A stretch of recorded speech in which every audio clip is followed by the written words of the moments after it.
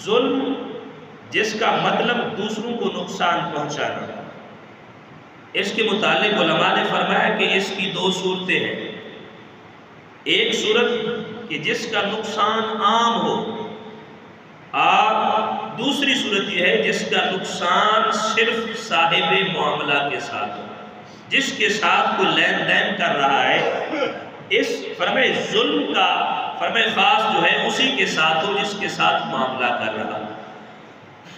تو وہ ظلم جس کا نقصان جو ہے عام ہو، اس کی چند قسمیں ہیں۔ ایک یہ پہلی قسم احتکار یعنی ذخیرہ اندوزی۔ ذخیرہ اندوزی کے متعلق صاحب بہار شریعت نے بہار شریعت جلد نمبر سوم یعنی تیسری جلد صفحہ نمبر 482 پر علامہ مفتی امجد علی اعظمی رحمۃ اللہ تعالی علیہ آپ نقل فرماتے ہیں کہ احتکار یعنی ذخیرہ اندوزی فرمائے یہ منع ہے، ممنوع ہے۔ احتکار کے یہ معنی ہے کہ کھانے کی چیز کو اس لیے روکنا کہ اس کی قیمت زیادہ ہوگی تو پھر میں بیچوں گا۔ احادیث میں اس بارے میں سخت وعید بیان فرمائی گئی۔ تو یہ ذخیرہ اندوزی یہ عام ظلم ہے ہر کسی کے ساتھ۔ اور دوسری نقدی میں، نقد کرنسی میں کھوٹے پیسوں کا رواج دینا، کھوٹے سکوں کا رواج دینا، کھوٹے نوٹ جس طرح آج کل ہمارے ہاں چلتے ہیں ان کا رواج دینا، فرمائے یہ بھی عام ظلم ہے۔ اب جس کو دیا اس کو معلوم تو نہیں، ایک بندے کو پتہ نہیں کہ یہ اثر ہے یا نقل ہے، اس کو دے دیا، اب فرمائے اس کا تو نقصان ہے یہ۔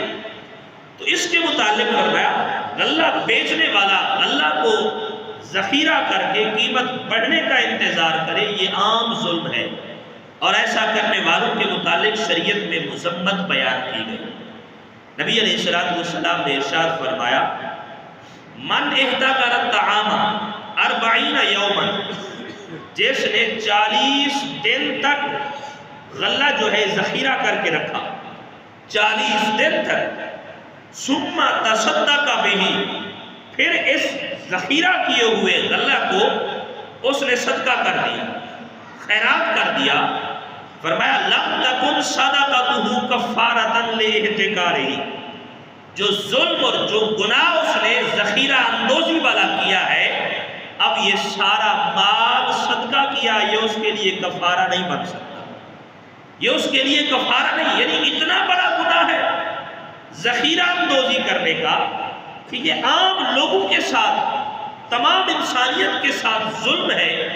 لوگوں کو اس کی ضرورت ہے اور وہ جمع کر کے بیٹھا ہے اس لیے کہ قیمت بڑھے گی تو پھر بیچوں گا۔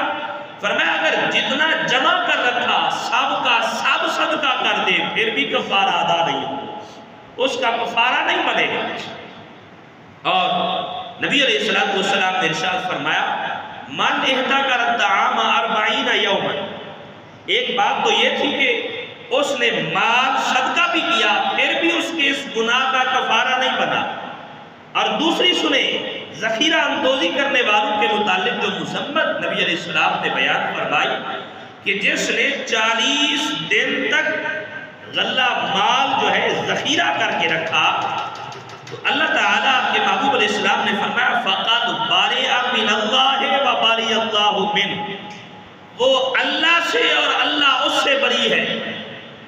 اور جس کو اللہ اپنے آپ سے بری کر دے پھر میں اس کا انجام کیا ہوگا، اس کا ٹھکانہ کیا ہوگا؟ تو فرمایا جس نے 40 دن تک مال کو غلہ کو ذخیرہ کر کے رکھا وہ اللہ سے اور اللہ اس سے بری ہے، اتنا بڑا گناہ ہے۔ فرمایا یہ عام انسانیت کے ساتھ ظلم ہے۔ اور ایک روایت میں نقل کیا گیا کہ ذخیرہ کرنے والے نے گویا پوری انسانیت کا قتل کیا۔ اب اس کے پاس موجود تھا اور لوگوں کو ضرورت تھی، قحط سالی کا زمانہ ہے، فرمایا کہ غلہ مل نہیں رہا اور یہ اس نیت سے بیٹھا ہوا ہے کہ قیمت بڑھے گی تو پھر دوں گا۔ امیر المومنین حضرت سیدنا علی المرتضیٰ شیر خدا کرم اللہ تعالی وجہ الکریم آپ سے روایت ہے کہ من احتکر الطعام 40 یوما قسا قلبہ، فرمائے جس نے 40 دن تک غلہ جمع کر کے رکھا، اللہ اس کا دل سخت کر دیتا ہے، دل کے اندر سے نرمی نکال دیتا ہے، اس کا دل سخت ہو جاتا ہے۔ یہ عام انسانیت کے ساتھ ظلم ہے۔ اور اسی طرح حضرت سیدنا علی المرتضیٰ شیر خدا کرم اللہ تعالی وجہ الکریم، آپ سے ہی یہ روایت منقول ہے کہ آپ نے فرمایا ایک دن انہوں نے حضرت مولا علی نے اپنے دور حکومت میں فرمایا ذخیرہ اندوزی کرنے والے کے غلہ کو آپ نے آگ لگا دی تھی۔ فرمایا یہ کس کام کا ہے جو تم نے اس کو جمع کر کے رکھا؟ آپ نے اسے آگ لگا دی۔ اور نبی علیہ السلام نے ذخیرہ اندوزی کو ترک کرنے کی فضیلت کے بارے میں آپ علیہ السلام نے ارشاد فرمایا من جلب طعاما فباعه بسعر یومه فکأنما تصدق به، جس شخص نے غلہ حاصل کر کے اسی دن ایک دن لیا، غلہ لیا، لوگوں کو ضرورت تھی اس کی، اسی دن پھر اسے بیچ ڈالا، جو قیمت موجودہ تھی اسی کے مطابق اسے بیچ دیا۔ نبی علیہ السلام نے فرمایا قیمت تو اسے مل گئی ہے، جتنی قیمت میں خریدا تھا وہ قیمت تو مل گئی۔ نبی علیہ السلام نے فرمایا فَكَأَنَّمَا تَصَدَّقَ بِهِ، وہ ایسے سمجھے جیسے اس نے سارا مال صدقہ کر دیا، صدقہ کر دیا، اللہ اسے صدقے کا ثواب عطا فرماتے ہیں۔ تو یہ فرمایا ذخیرہ اندوزی کو چھوڑنے کی فضیلت بیان فرمائی۔ اور ایک روایت میں ہے نبی علیہ السلام نے فرمایا فَكَأَنَّمَا آتَاكَ رَقَبَةً، فرمایا ایسے سمجھے جیسے اس نے غلام آزاد کیے ہیں، فرمایا کہ جس قیمت پر لیا تھا پھر اسی قیمت پہ بیچ دیا۔ اور اللہ رب العالمین نے ارشاد فرمایا وَمَن يُرِدْ فِيهِ بِإِلْحَادٍ بِظُلْمٍ نُذِقْهُ مِنْ عَذَابٍ أَلِيمٍ، اور جو اس میں کسی زیادتی کا ناحق ارادہ کرے، کسی زیادتی کا ناحق ارادہ کرے تو فرمایا کہ نُذِقْهُ مِنْ عَذَابٍ أَلِيمٍ، ہم اسے دردناک عذاب چکھائیں گے۔ وہ دنیا میں لوگوں کا حق کھاتا ہے، ناحق ظلم کرتا ہے، اس نے تو ارادہ کر رکھا ہے اس کام کا، پھر سوچ لے قیامت کے دن ہم بھی اسے دردناک عذاب چکھائیں گے۔ تو اس آیت مبارکہ کی تفسیر یہ بھی ہے کہ ذخیرہ اندوزی بھی ظلم ہے اور یہ بھی اسی وعید کے تحت داخل ہے۔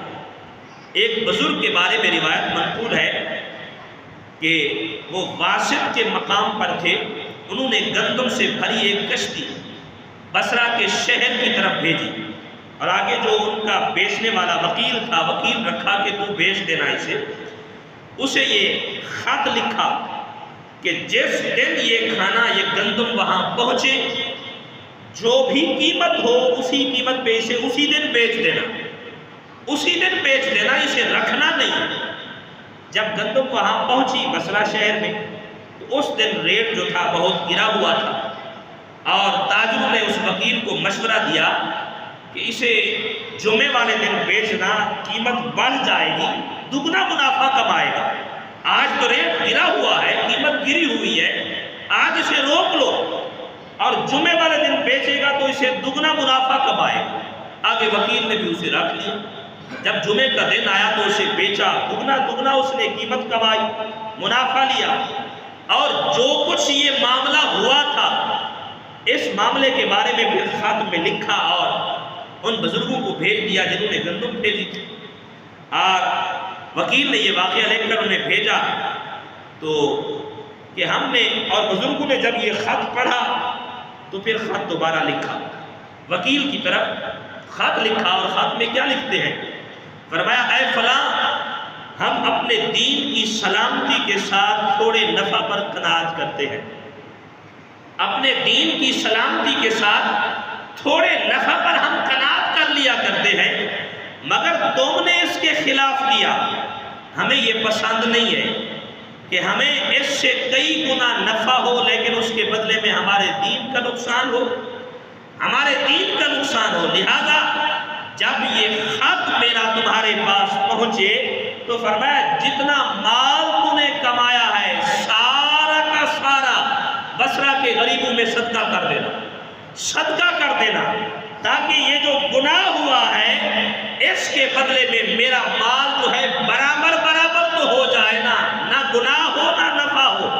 فرمائے کہ گناہ بھی ختم ملے کم سے کم رب کی بارگاہ میں برابری میں تو حاصل ہو جائے۔ لہذا جب میرا خط ملے سب کا سب مال بصرہ کے غریبوں میں صدقہ کر دے۔ تو وہ اللہ کے لوگ اتنے بندے مقربین جو اتنی سی بات میں بھی احتیاط کیا کرتے، اور آج ہم ہیں کہ فرمائے کہ ذخیرہ کر کے رکھا ہوا مال کو کہ اس لیے کہ قیمت بڑھے گی پھر بیچیں گے۔ فرمائے کہ مال ملے گا اور اس پر کتنی وعیدیں بیان کی گئی۔ اور یہاں پہ ایک بات یہ بھی ذہن میں رہے، ذخیرہ اندوزی کی ممانعت جو ہے یہ مطلق ہے، اور اس میں غور و فکر جو ہے دو چیزوں کے ساتھ ہے، ایک وقت کے ساتھ اور دوسری جنس کے ساتھ۔ جنس جو ہے اس لحاظ سے ممانعت تمام غذائی اجناس کے اندر جاری ہوتی ہے۔ جو اشیاء غذائی اجناس میں سے نہیں ہیں اور ان پر غذا جو ہے غذا مددگار ثابت نہیں ہوتی، مثال کے طور پر دوائیں ہیں، بوٹیاں، زعفران وغیرہ، تو ان میں ذخیرہ اندوزی کی ممانعت نہیں ہے، اگرچہ یہ کھائی جاتی ہیں۔ اور جو چیزیں غذا پر مددگار ثابت ہوتی ہے، مثلا گوشت ہے، پھل وغیرہ ہے، تو یہ غذا کے قائم مقام ہے، اور جو بعض حالتوں میں غذائی اجناس سے بے نیاز کر دیتی ہے۔ مثال کسی کے پاس گندم نہیں تھا لیکن پھل ہے، وہ کھا کے گزارا کر لیتا ہے، تو اب یہ اس کے قائم مقام ہے، ہمیشہ کے لیے نہیں ہے لیکن وقت تو گزار دیتی ہے۔ اس لیے فرمایا ان کی ذخیرہ اندوزی بھی منع ہے، یہ بھی اسی حکم میں داخل ہے۔ اور اسی طرح گھی وغیرہ ہے، شہد ہے، فرمایا کہ تیل وغیرہ ہے، ان کی ذخیرہ اندوزی یہ بھی فرمایا کہ جو چیزیں کھانے میں استعمال ہوتی ہیں ان کی ذخیرہ اندوزی بھی حرام کر دی گئی ہے۔ فرمایا کہ جب لوگوں کو اس کی ضرورت ہو اور تمہارے پاس یہ چیز موجود ہو تو اس کو فرمایا کہ اس لیے روکے رکھنا کہ قیمت بڑھے گی پھر ہم بیچیں گے، تو فرمایا یہ حرام ہے، اس سے منع کیا گیا۔ اور دوسری بات فرمایا وقت ہے، وقت کے متعلق جس طرح میں نے ایک بزرگ کا واقعہ بھی عرض کیا کہ انہوں نے خط لکھا تھا، جب بھی میرا مال پہنچے اسی وقت اسے تقسیم کر دینا، بیچ دینا، جو بھی قیمت ہو۔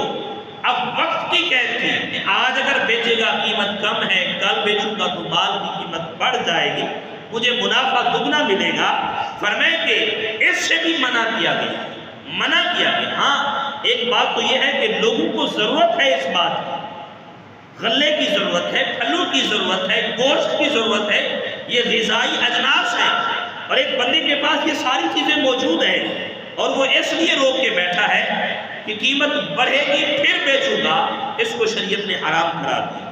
اور اس کے متعلق جو مذمت کی وعیدیں بیان کی گئی وہ میں نے آپ کے سامنے عرض کی، اللہ اس سے بری ہے، وہ بندہ رب سے بری، آزاد ہے۔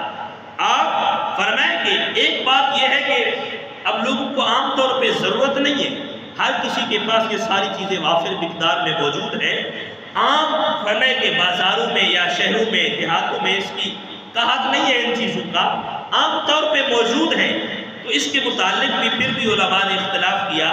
اکثر علماء کی رائے یہی ہے پھر بھی فرمائے ذخیرہ اندوزی جائز نہیں ہے۔ اور فرمائے کہ ذخیرہ اندوزی میں حرمت کی نفی جائز ہونے یا ناجائز ہونے کا مدار نقصان پر ہے۔ جب لوگوں کا نقصان ہو رہا ہے تو اس وقت ذخیرہ اندوزی منع ہے، اور جب لوگوں کا نقصان نہیں ہے تو فرمایا اس بارے میں علماء اختلاف رکھتے ہیں، اور بعض نے کہا کہ فرمائے کہ رکھ سکتا ہے جب چاہے بیچے اسے، اور بعض نے کہا فرمائے کہ ذخیرہ اندوزی نہیں کر سکتا۔ تو اس کے متعلق فرمائے غذائی اجناس کی تجارت کے متعلق بھی علماء نے فرمائے گفتگو فرمائی ہے کہ نفع طلب کرنے کو تجارت تو نفع طلب کرنے کو کہتے ہیں، اور غذائی اجناس جو ہے یہ تو لوگوں کی فرمائے زندگی کا مدار ان چیزوں پر ہے۔ ایک تابعی بزرگ ہیں، انہوں نے کسی شخص کو وصیت کرتے ہوئے کہا کہ اپنے بیٹے کو 2 تجارتیں اور 2 پیشوں میں نہ لگانا، 2 تجارتیں اور 2 پیشے ایسے ہیں ان میں اپنے بیٹے کو نہ لگانا۔ انہوں نے کہا وہ کون سے؟ فرمایا ایک کھانے کی تجارت، غلہ فرمائے جو غذائی اجناس ہیں، فرمائے کہ اس تجارت میں نہ لگانا، اور دوسری कफन बेचने की तिजारत, कपड़ा बेचने की तिजारत। फरमाए क्योंकि खाने की तिजारत करने वाला महंगाई और फरमाए कि कफनों की तिजारत करने वाला लोगों की मरने का ख्वाहिशमंद होगा। फरमाए कि खाना बेचने वाला सोचेगा महंगाई होगी तो बेचूंगा, और कफन बेचने वाला फरमाए लोगों के मरने का ख्वाहिशमंद होगा। लिहाजा इन दो तिजारतों में अपने बेटे को ना लगाना। और फरमाए दो पेशे कौन से हैं? फरमाए कि दो पेशे, एक कसाब का पेशा, फरमाए कि कसाब का पेशा, और दूसरा सुन्नार का पेशा, फरमाए कि जेवर बनाने वाला। फरमाए कि क्योंकि कसाब के पेशे से दिल सख्त होता है और सुन्नार के पेशे वाला दुनिया को सोने और चांदी के साथ आरास्ता करता है। लिहाजा फरमाए इतनी भी एहतियात किया करते। हालांकि आम तौर पे देखा जाए फरमाए कि आजकल दुनिया में इन सब चीज़ों की ज़रूरत है, ज़रूरत के मुताबिक चलती भी है। अब इनके बगैर रहा भी नहीं जा सकता। लेकिन फरमाए हमारे बुजुर्गान दीन के मामले में कितनी एहतियात करते थे, और हर काम में, हर मामले में दीन को मुकद्दम रखते थे कि हमारा दीन जो है सबसे पहले है, दुनिया बाद में है। और इसी तरह फरमाए कि शुरू में मैंने मसला अर्ज किया कि एक तो था ज़ख़ीरा अंदोज़ी का, और दूसरा फरमाए कि मामलात में आम तौर पे जो जुल्म है वो खोटे सिक्कों का रिवाज है, खोटे फरमाए कि जेली करेंसी का रिवाज है। फरमाए कि जेली नोटों को आम किया जाता है, लोगों को नुकसान पहुंचाया जाता है। इससे आम नुकसान, फरमाए एक बंदे ने तो ये काम शुरू कर दिया और अगर वो मर भी गया तो अब क्या होगा? नबी अलैहिस्सलाम की हदीस मुबारक सही मुस्लिम किताब ज़कात की रिवायत है। इमाम अल-अंबिया सल्लल्लाहु अलैहि वसल्लम फरमाते हैं कि मन सन्ना सुन्नतन सय्यतन फअमिला बिहा मिन बादिही कान अलैहि विज़रुहा मिस्लु विज़रि मन आमिला बिहा ला यनकुसु मिन औज़ारिहिम शयअन। नबी पाक सल्लल्लाहु अलैहि वसल्लम ने फरमाया जिसने कोई बुरा तरीका ईजाद किया, बुरा काम, बुरा तरीका कोई शुरू किया और फिर उसके बाद उस पर अमल भी किया गया, और तो उसका गुनाह जो है इस तरीका ईजाद करने वाले पर होगा। उसने तो गुनाह किया, अब बाद में लोगों ने वो काम आम हो गया, अब जितने भी लोग वो काम करेंगे सबका गुनाह उस पर भी होगा। अब ये नहीं कि ये गुनाहगार नहीं होंगे, ये भी गुनाहगार हैं, इनके गुनाह में कमी नहीं होगी और इन सब के बराबर गुनाह उसे भी मिलेगा। आप फरमाए ये कैसा अमल है, इंसान मर जाएगा उसका गुनाह फिर भी जारी है, फिर भी जारी है। हम तो चाहते हैं कि कोई ऐसा अमल करके जाए यार हमारे मरने के बाद उसका सवाब हमें मिलता रहे, और ये तो ऐसा काम शुरू किया कि मरने के बाद गुनाह का सिलसिला भी जारी है। फरमाए अगर 100 साल तक भी ये काम चलता रहा, एक ने छोड़ा दूसरे ने शुरू कर दिया, दूसरे ने छोड़ा तीसरे ने शुरू कर दिया, अब ये काम तो चल रहा। एक ने शुरू किया था खोटे सिक्के बनाने का, जेली नोट बनाने का काम शुरू किया, उसे फरमाए उससे आगे और ने शुरू किया, और ने शुरू किया, अब ये काम तो 200 साल तक चलता रहा। तो फरमाया सबका गुनाह इस पर भी होगा, इस पर भी होगा। इसलिए फरमाया कि इन चीज़ों से बचना चाहिए। एक बुजुर्ग फरमाते हैं एक खोटा दिरहम, एक खोटा सिक्का या एक खोटा नोट, 1 रुपया जेली नोट, फरमाए खर्च करना 100 दिरहम चोरी करने से भी ज़्यादा सख्त है। किसी ने 1 रुपया जेली नोट का किसी को दिया, उसे पता नहीं, इसने तो खर्च कर दिया। अब ऐसे समझे कि इसने 100 रुपए चोरी किए, 100 रुपए चोरी किए, क्योंकि चोरी का गुनाह फरमाए कि एक है और वो मुकम्मल हो गया। और जबकि खोटे सिक्के को खर्च करना एक बुरा तरीका ईजाद किया है, उसने इसको दीन में जाहिर किया, बस इसकी मौत के बाद भी ये अमल जारी रहेगा, वो सिक्का चलता रहेगा, जब तक चलता रहेगा पर उसका गुनाह इस पर होता रहेगा। इसलिए रब्बुल आलमीन ने फरमाया वनक्तुबु मा क़द्दमू व आसारहू, हम लिख रहे हैं जो उन्होंने आगे भेजा और जो निशानियां पीछे छोड़ कर आए, सब कुछ हम लिख रहे हैं। फरमाया कि जो आगे भेजा वो अमल तो लिखे हुए हैं, और जो पीछे गुनाहों के काम या नेक आमाल छोड़ कर आया है निशानियां बना के, फरमाया वो भी लिखे जा रहे हैं।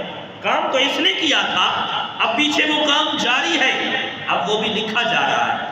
تو اس لیے فرمایا کہ ایسا کوئی بھی کام معاملات کی صورت میں ہو یا زندگی میں ایسا کوئی کام نہ کرے جس کا گناہ مرنے کے بعد بھی جاری رہے، تو ایسے کاموں سے ہمیں رسول اللہ صلی اللہ علیہ وسلم نے منع فرمایا ہے۔ تو یہاں پہ ایک بات علماء نے یہ بھی بیان فرمائی کہ تاجر جو ہے، تجارت کرنے والے کاروباری حضرات، ان پر فرمائے کہ درہم، دینار، نوٹ، کرنسی وغیرہ، فرمائے ان کو پرکھنے کا علم سیکھنا بھی واجب ہے۔ علم سیکھنا بھی واجب ہے، اس لیے نہیں کہ اپنے فائدے کے لیے اس کی جانچ پڑتال کر سکے، بلکہ اس لیے تاکہ لا علمی میں کسی اور کو یہ نہ دے بیٹھے اور ہر معاملے میں دین کو مقدم رکھے، کہیں میرے دین کا نقصان نہ ہو۔ فرمائے کہ خود تو لے لیا ہے، فرمائے اب کسی اور کو نہ دے بیٹھو، اس سے ہمیں شریعت نے منع کیا۔ اور اسی لیے فرمائے کہ بزرگان دین اس بات کا علم سیکھا کرتے تھے۔ فرمائے ایک بزرگ کا واقعہ بھی علماء نے لکھا کہ ایک بزرگ تھے درزی، کپڑے سیا کرتے تھے، اللہ کے بزرگ ولی تھے، اور ان کے پاس ایک بندہ کپڑے سلوانے آتا تو جب بھی سلائی دیتا تو ان کو کھوٹا سکہ دے جاتے اور چپ کر کے لے کے رکھ لیتے، اور جب لے لیتے اسے کنویں میں پھینک دیتے۔ کئی عرصے سے یہ چل رہا تھا، وہ کپڑے سلوا جاتا، جب بھی آتا کھوٹا سکہ دے کے چلا جاتا۔ کسی نے ان بزرگوں سے پوچھا، حضرت آپ کو پتا بھی ہے کہ یہ کھوٹا سکہ ہے، پھر بھی اس سے لے رہے ہیں؟ کہا کہ اس لیے لے رہا ہوں کہیں یہ کسی اور کو نہ دے اور کسی اور کا نقصان نہ ہو۔ فرمائے کہ نقصان نہ ہو، اور اس کو کنویں میں اس لیے پھینک دیتا ہوں تاکہ کوئی اسے اور استعمال نہ کر سکے، اتنی احتیاط کرتے۔ اور ہم تو کوشش کرتے ہیں، فرمایا کہ اگر 1000 کا 500 کا نکلی آ بھی گیا، چلو کوئی نہیں، یہاں پہ ہمارے پاس دھوکے سے آ بھی گیا ہے تو ہم کسی اور کو چونا لگائیں۔ فرمایا کہ یہ نیت کیسی ہے؟ ایک نے تو ہمیں دھوکہ دیا ہے، ہم آگے کی سوچتے ہم کسی اور کو دھوکہ دیں گے۔ پتہ ہے کتنا بڑا گناہ کرتے ہم، ایک تو جھوٹ بولا، دوسرا دھوکہ دیا۔ فرمائے دو گناہ اپنے نامہ اعمال میں رکھے، اور جب تک وہ آگے چلے گا وہ گناہ ہمارے نامہ اعمال میں لکھا جاتا رہے۔ اس لیے نبی علیہ السلام نے ارشاد فرمایا ان چیزوں سے ہمیں بچنا ہے، ان چیزوں سے بچنا ہے۔ اور یہاں پہ راہ خدا میں ایک مجاہد جہاد کر رہے تھے، مجاہد بزرگ تھے، اللہ کی راہ میں جہاد کر رہے ہیں، کافروں کے خلاف جنگ لڑ رہے تھے، اور ان کے پاس ایک تلوار ہے، گھوڑا ہے، گھوڑے پہ اوپر سوار ہوئے۔ فرمائے کہ میدان جنگ تھا، سامنے کافر ہے، تلوار اٹھائی کہ حملہ کروں، اس کافر کو ماروں۔ اور جیسے ہی کافر کے قریب پہنچے گھوڑا لڑکھڑا گیا، حملہ ناکام ہو گیا۔ فرمائے کافر کو نہ مار سکے، دوبارہ مڑے، پھر کوشش کی جا کے ماروں۔ جیسے ہی کافر کے سامنے جاتے ہیں گھوڑا پھر لڑکھڑا گیا۔ فرمائے کہ پھر بھی نہ مار سکے، 3 مرتبہ کوشش کی، تیسری مرتبہ گھوڑا بھاگ گیا۔ فرمائے حملہ نہ کر سکے، کافر کو نہ مار سکے، بڑے پریشان ہوئے۔ کبھی بھی ایسا نہیں ہوا، میدان جنگ میں میرے گھوڑے نے کبھی ایسا نہیں کیا، اور فرمائے کہ آج ایسا کیوں ہو رہا ہے؟ بڑے پریشان ہو کر جب اپنے خیمے میں آئے تو فرماتے ہیں میں ٹیک لگا کے فرمائے کہ سو گیا، آنکھ لگی تو خواب میں دیکھ رہا تھا میرا گھوڑا سامنے کھڑا، وہ گھوڑا مجھ سے مخاطب ہے، پتا ہے تجھے آج تو کافروں پہ حملہ کیوں نہیں کر سکا؟ آج فرمائے تو کافر کو مار کیوں نہیں سکا؟ اور میں لڑکھڑا کیوں جاتا تھا؟ کل جب تو نے میرے لیے چارہ لیا تھا نا، گھاس لیا تھا، اور جو گھاس بیچنے والے کو پیسے دیے تھے اس میں 1 درہم جو تھا وہ کھوٹا سکہ تھا، نقلی تھا، اصل نہیں تھا۔ یہ اس کے گناہ کی وجہ سے اللہ نے تجھ سے یہ طاقت واپس لے لی ہے۔ فرماتے ہیں جیسے ہی فرمائے یہ خیال آیا، فوراً آنکھ کھلی، دوڑے اور گئے اس گھاس بیچنے والے کے پاس، پہلے تو اس سے معافی مانگی، پھر وہ کھوٹا سکہ واپس لیا، اس کی جگہ اور دیا، کہا اس کی وجہ سے میرے جہاد کے راستے میں یہ رکاوٹ بن رہا تھا۔ اور اگر اسی بات کو مد نظر رکھتے ہوئے ہم غور کریں کہ یار ہم کہاں تک یہ معاملات کرتے ہوئے ہم سے کتنی باتیں ایسی ہوتی ہیں، اور پھر ہم سوچتے ہیں نماز پڑھ رہے، دنیا کا خیال آ رہا، نماز پڑھ رہے، فرمائے کہ ہمیں سکون نہیں مل رہا، دعا مانگتے ہیں، ہماری دعا قبول نہیں ہو رہی۔ ذرا اکیلے میں بیٹھ کر کبھی یہ بھی تو سوچے کہ ہم نے کتنے دھوکے دیے، کتنے جھوٹ بولے، کتنے معاملات میں ہم نے ظلم کیا ہے۔ تو یہ باتیں جب ذہن میں آئیں گی یقیناً سب کچھ فرمائے سامنے نظر آئے گا، سامنے نظر آئے گا کہ یہی وہ چیزیں ہیں جو ہماری عبادت کی قبولیت میں رکاوٹ بنی ہوئی، جو ہمارے سکون میں رکاوٹ بنی ہوئی۔ تو اس لیے فرمایا کہ جس کا نقصان صرف صاحب معاملہ کے ساتھ ہے، یہ دوسری قسم کا ظلم ہے۔ ہر وہ بات جس کے سبب معاملہ کرنے والے کو نقصان پہنچے، یہ ظلم ہے۔ اور عدل یہ ہے کہ اپنے کسی مسلمان بھائی کو نقصان نہ پہنچائے، بلکہ جو چیز اپنے لیے پسند کرے وہی اپنے مسلمان بھائی کے لیے پسند کرے۔ یہ عدل ہے، یہی انصاف ہے۔ اور دوسری بات یہ کہ سامان بیچتے ہیں، اس کی جھوٹی تعریف کرتے ہیں، اس میں وہ صفات نہیں ہے، وہ باتیں نہیں پائی جاتی، لیکن پھر بھی اس کی تعریف اور صفات بڑھا چڑھا کر بیان کرتے ہیں۔ فرمایا کہ اس کے اندر یہ ہے۔ آپ تو فرمایا کہ اگر تو خریدار نے اسے قبول کر لیا، ایک تو آپ نے جھوٹ بولا، جھوٹ کا گناہ، دوسرا فرمایا خریدار نے اگر وہ چیز لے لی تو پھر دھوکہ بھی ہے، اس کے ساتھ دھوکہ بھی ہے۔ ایک چیز کو بیچنے کے ساتھ دو گناہ بھی کر رہا۔ پھر ہم کہتے ہیں کہ ہم رزق حلال کما رہے ہیں، محنت کر رہے ہیں، اب محنت کے اندر آپ نے گناہ بھی شامل کر لیے، فرمایا دھوکہ بھی شامل ہے، جھوٹ بھی شامل ہے۔ اور جب انسان جھوٹ اور دھوکے کے ذریعے کوئی چیز بیچتا ہے تو اللہ تبارک و تعالیٰ اس چیز سے برکت کو اٹھا لیتا ہے۔ ظاہری دنیا کا نفع تو مل جاتا ہے لیکن برکت ختم ہو جاتی ہے۔ اس لیے اللہ رب العالمین نے ارشاد فرمایا ما يلفظ من قول الا لديه رقیب عتید، کوئی بات بھی فرمایا زبان سے نہیں نکلتی، ہمارے محافظ بیٹھے ہوئے لکھنے کے، وہ لکھ لیتے ہیں۔ اب فرمائے کہ اس لیے سامان کی جھوٹی تعریف بھی بیان نہیں کرنی چاہیے۔ فرمائے سامان بیچنے کے لیے ایک تو یہ جھوٹی تعریف، اور دوسری بات جھوٹی قسم بھی نہیں کھانی چاہیے سامان بیچتے ہوئے۔ فرمائے کہ ہرگز قسم نہ کھائے، کیونکہ اگر قسم جھوٹی ہوئی تو یہ یمین غموس ہے۔ اس کو قسم کی 3 قسمیں علماء نے بیان فرمائی، ایک یمین قسم غموس، دوسری یمین لغو ہے، تیسری یمین منعقدہ۔ اگر یمین غموس جھوٹی قسم کھائی اور حقیقتاً وہ ہے بھی ایسی جیسی وہ کر رہا ہے، وہ چیز ہے ہی نہیں جس کی یہ قسمیں کھا رہا، تو اب اس کے لیے توبہ کرنا بھی فرض ہے، واجب ہو گیا۔ یہ گناہ کبیرہ کیا اس نے، اب اس پر توبہ فرمائے کہ فرض ہو جائے گی۔ اور اگر یمین لغو ہے تو اس پر جو ہے اس کا کفارہ نہیں ہے، اگر یمین منعقدہ ہے تو پھر اس پر کفارہ بھی ہوتا ہے۔ تو فرمایا اس لیے جھوٹی قسم کھا کر اگر ان میں سے کوئی قسم بھی نہیں ہے تو پھر بھی ایک دنیا کا سامان بیچنے کے لیے تو نے اللہ کا نام کی قسم کھائی ہے، اللہ کے نام کی قسم کھائی ہے۔ کیا رب کا نام صرف اسی لیے ہے کہ حقیر دنیا کو بیچنے کے لیے تو اس کے نام کی قسمیں کھائے؟ اس سے بھی منع فرمایا گیا۔ نبی علیہ السلام نے ارشاد فرمایا ویل للتاجر من بلا، فرمایا کہ تاجر کے لیے ان الفاظ میں بھی ہلاکت ہے۔ اگر کسی نے کوئی بات پوچھی، ہاں جی بالکل ایسے ہی ہے، حقیقت میں وہ ایسے نہیں تھی، ہاں جی بالکل ٹھیک ہے، من بلا جس نے کہا ہاں جی بس ایسے ہی ہے، اور واللہ کسی نے کہا یہ چیز ایسی ہے، اللہ کی قسم ایسی ہے، حقیقت میں ایسی نہیں تھی۔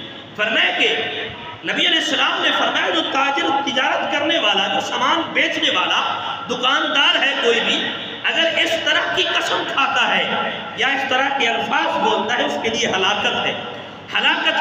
اور نبی پاک صلی اللہ علیہ وسلم نے ارشاد فرمایا الیمین الکاذبۃ منفقۃ للسعلۃ ممحقۃ للبرکہ، جھوٹی قسم سامان کو بچوا دیتی ہے، سامان تو بک جاتا ہے لیکن اللہ تعالیٰ اس کی سامان سے جو پیسے کمائے ہیں اس سے برکت اٹھا لیتا ہے۔ اور نبی پاک صلی اللہ علیہ وسلم نے فرمایا ثلاثۃ لا ينظر اللہ الیہم یوم القیامہ، فرمایا 3 بندے ایسے ہیں، 3 قسم کے لوگ ایسے ہیں قیامت والے دن اللہ تعالیٰ ان پر نظر رحمت نہیں کرے گا، ان کی طرف دیکھے گا بھی نہیں۔ وہ کون ہے؟ فرمایا عتل مستکبر، فرمایا کہ ایک سخت مزاج متکبر، تکبر کرنے والا۔ اور فرمایا دوسرا نبی علیہ السلام نے فرمایا کہ وَمَنَّانٌ بِعَطِيَّتِهِ، فرمایا کسی کو دیا ہے پھر بار بار احسان جتائیے، میں نے تو تجھے دیا تھا، اگر میں نہ دیتا تو تیرا کیا بنتا، اور لوگوں کے سامنے یہ احسان جتائے۔ فرمائے کہ اللہ رب العالمین قیامت والے دن اس بندے کی طرف نظر بھی نہیں کرے گا۔